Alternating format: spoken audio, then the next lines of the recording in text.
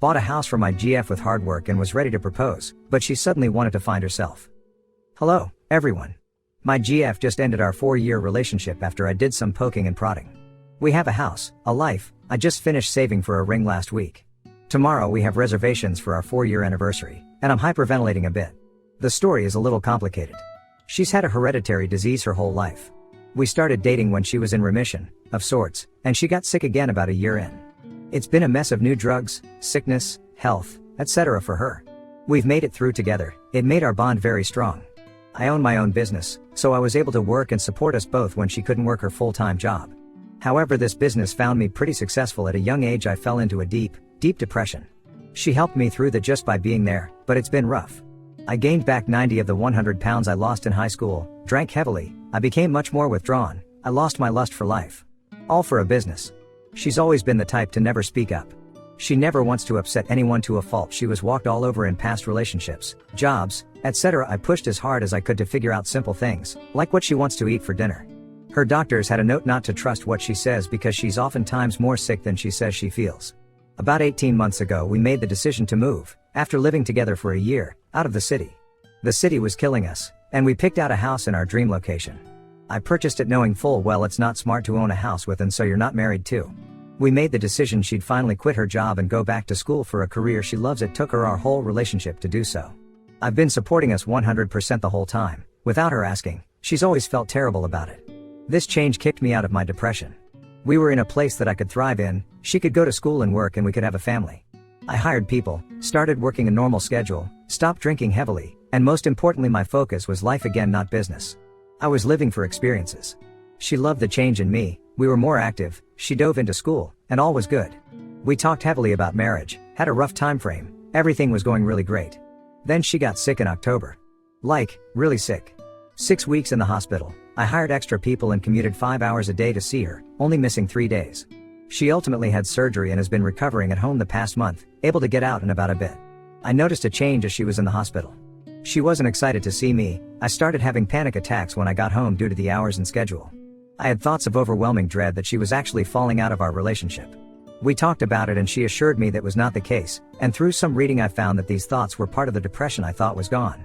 As she's been home recovering, I've done everything I can. I noticed our sporadic conversations about the future stopped. She turned away or changed the subject when I mentioned kids. She never kissed me, I had to kiss her. No hugs, no nothing. So finally tonight I just pushed her. I could only ask you okay? So much, as I had the past 4 months. She broke. She said she had a lot of time to think in the hospital. She said she wasn't living for herself, and she needs to find herself, and she feels horrible because for 4 years I've pushed her daily to find her passions and follow them, not to think of others first in such an extreme. I did this because that's what I do. I work my dream job, and I want that for her. She says she feels like she's holding me back. She loves me, and I think I believe that because she's refusing to let me settle. But damn, do I still love her. Most upsetting, she said that she's never felt at home in our house. She's felt like it was always mine and she was a girlfriend staying over. I pressed this issue before we moved, asking her where she'd like to live. Anywhere in the world, I can work from anywhere. She said this was a great idea. Please know that I've also got no design sense, I'm just the muscle. So it's not a matter of my stuff being all over the place, she's decorated very nicely. So here I sit. Sober, crying, fat, with no one to call. No close family or friends in 120-mile radius. I can't bring myself to open the door to the office I just built out for her new career, and the paint is literally drying from earlier tonight. We moved to a family area, no more college scene. I read advice to throw yourself into work and I have a job that almost killed me once. And I will be alone in this house that was, in 2 to 3 years, meant for our family. Money is not an issue. I love the area, I love our home, and I do not wish to leave. It truly is my dream to live here, but it was my dream to live here with our family that we had planned. Life lesson, nothing is set in stone. So how do I even start to cope? We still love each other, we're best friends. I'm going up to sleep in our bed because I can't bring myself to sleep in the guest room and she doesn't want me to. She's going to stay while we untangle our life, and she, along with my family and hers, are afraid of what I'll do to myself. I'm not going anywhere, I've never been suicidal. But I sure as hell can't drink this one away, because the drinking won't stop. But she's going to leave, like, soon. I know it's not fair to hold on to the idea that she might just need to do some soul searching and come back. And I know that, being so sick for so long, she really didn't have a chance to figure out what she wanted. But I just can't help but feel absolutely gutted that it took this long for it to come out, because I can't see my life without us.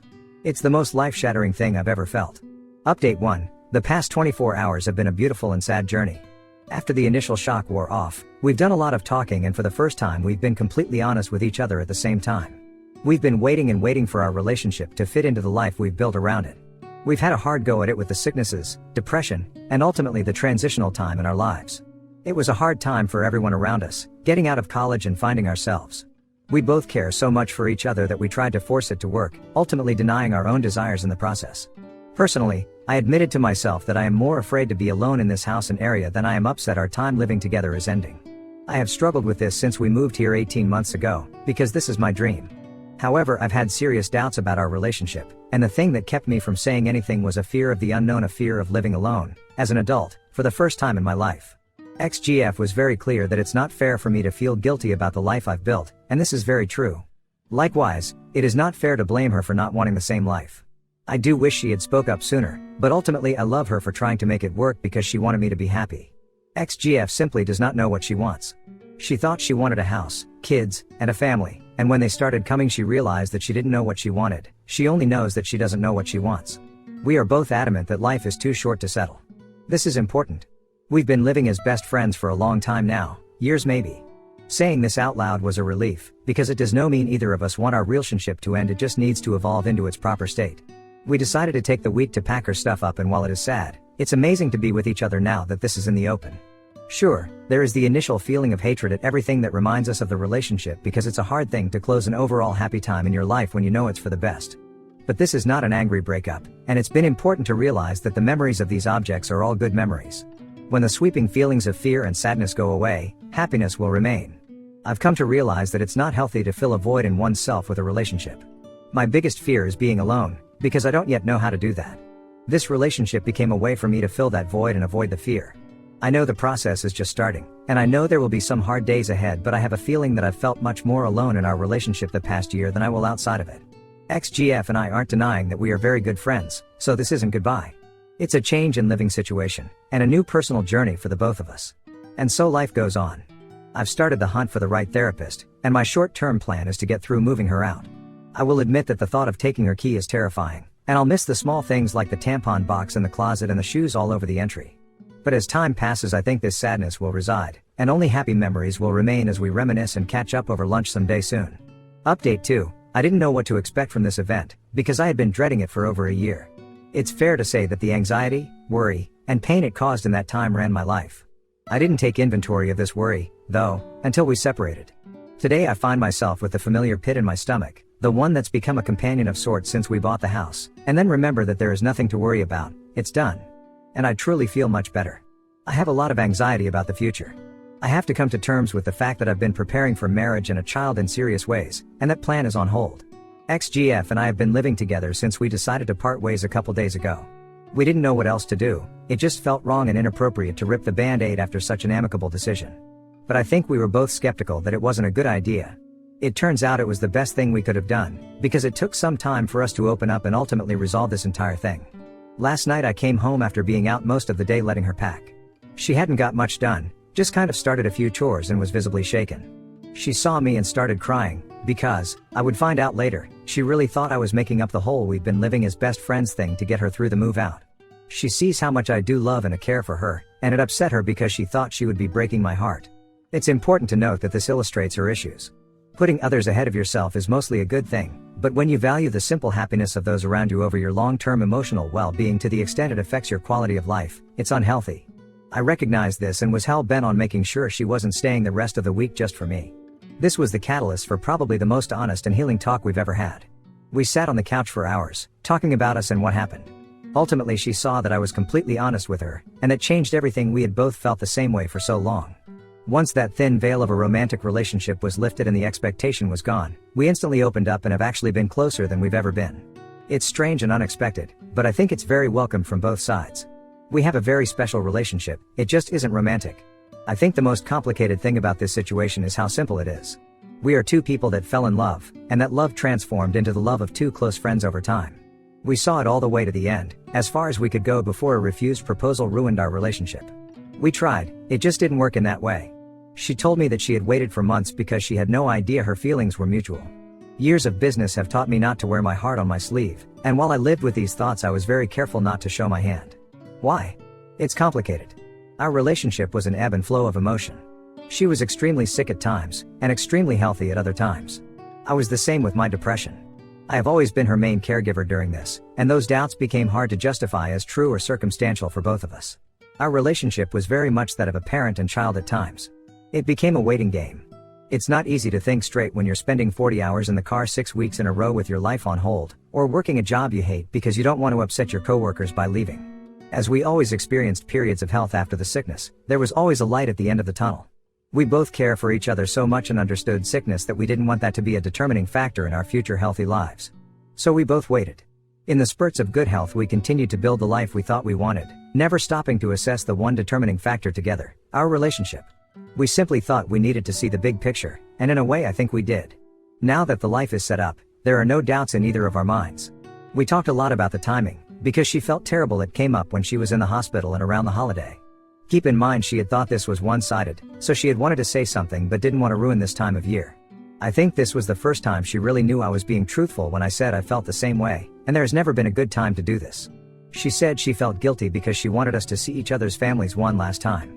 This was a green light for my ultimate conclusion that we weren't crazy, this had simply turned into a great friendship. I asked her, if we were old friends from college, what would have been different about our holiday? She and I both spend days with other friends' families this time of year, and besides maybe sharing a bed instead of taking the floor, there was no difference.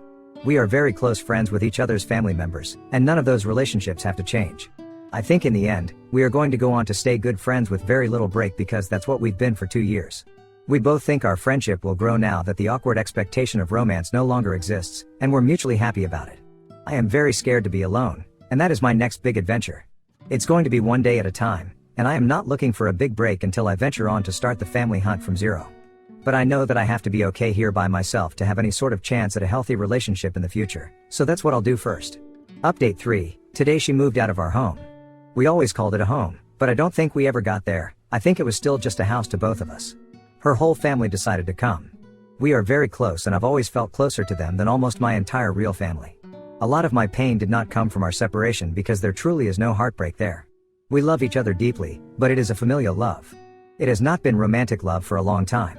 My pain came from the thought I was losing part of my family. Their friendship, their intelligence, and their love are all things I've come to feel are my own. And so they came to help her, sure, but they also came to support me. They came to hug me and cry with me, and to let both of us know that this is not crazy but the most mature and perfect thing to do. They came to make sure I knew we'd be sailing and laughing around the dinner table very soon. Mostly they came to move her things into the truck and then to move my extra stuff from the basement to the empty spaces. They did this out of love, and I felt that deeply all day today. This whole experience sounds like bullshit to most, and if I were reading this I would agree. What happens when one of us moves on and starts seeing someone else? We don't know. But we do know that we both want to see the other happy, and we've both lived in this relationship with so much guilt watching the other compromise to try and make it fit. In the days that followed our decision to separate, we felt a lot of things. It took a lot of time for us to sort through years of buried thoughts and emotion. We did that, lifting the pressure of romance and embracing the warmth of close friendship, and I'm glad we had our week because I don't think our relationship has ever been better. Ultimately we are doing this for the right reasons, and we are doing it for very similar reasons. I have a lot of unresolved issues and my alone time in the past has led to drinking issues and depression because I just didn't have the skills to conquer it. I am afraid to be alone. I can't build a healthy relationship until I learn how to do this. I have been debating our relationship for years against being alone, and while it wasn't the correct decision, it was always the easy one. I spent years taking care of her, and it was out of love, but it was also because taking care of myself was harder. This is wrong and not fair to myself or her. She has never been alone and has sought the happiness and validation of others to bring herself happiness. She has stayed in situations not for herself but for others involved because of this. She went to the college her parents wanted and stayed because her roommate wanted her to. She was destroyed in previous relationships because she put her needs second and was walked all over. She stayed in horrible jobs for years because she didn't want to inconvenience her superiors by having to hire a new person. She moved up here for me because she did not know what she truly wanted. She will not be successful in a relationship until she can put herself first and know that she is not compromising herself for the other person, and she was able to finally recognize that because of our relationship. There is no denying that our time together has been the best of both our lives, and there is absolutely a great sadness that it is over. This is not jargon to avoid that. As we separated and untangled our stuff, we were regaining our own individuality and independence. This week there was a lot of crying, but the tears were happy, and we've had so many good experiences that we've both grown into better people because of the other. Reliving the past 4 years was therapeutic and beautiful. It brought us closer together as friends, and we celebrated that this experience will only get better from here. We have a long road ahead, and our first lesson is that we are not we anymore. I am me, and she is herself. We have both spent a long time living one life, and we both agree that while it probably isn't what two perfect emotional people would do, it was an amazing experience that we wouldn't change. We both became better people because of each other, and that's a successful relationship in my book. But it is no longer our house, our bedroom, or our fridge. It is mine, because I live alone now. It is important for me not to cry every time I slip and say we, because I do not yet have any memories. That will come next, and as scary as it might be, I am excited. I will make my house a home, I will not drink to bury the fear, and I will begin therapy and move past my demons. I look forward to learning the fine art form of me. I thank you all for the support this week. You have been very kind, and I think this will be my last update for the time being as I take on the next chapter of an already incredible life.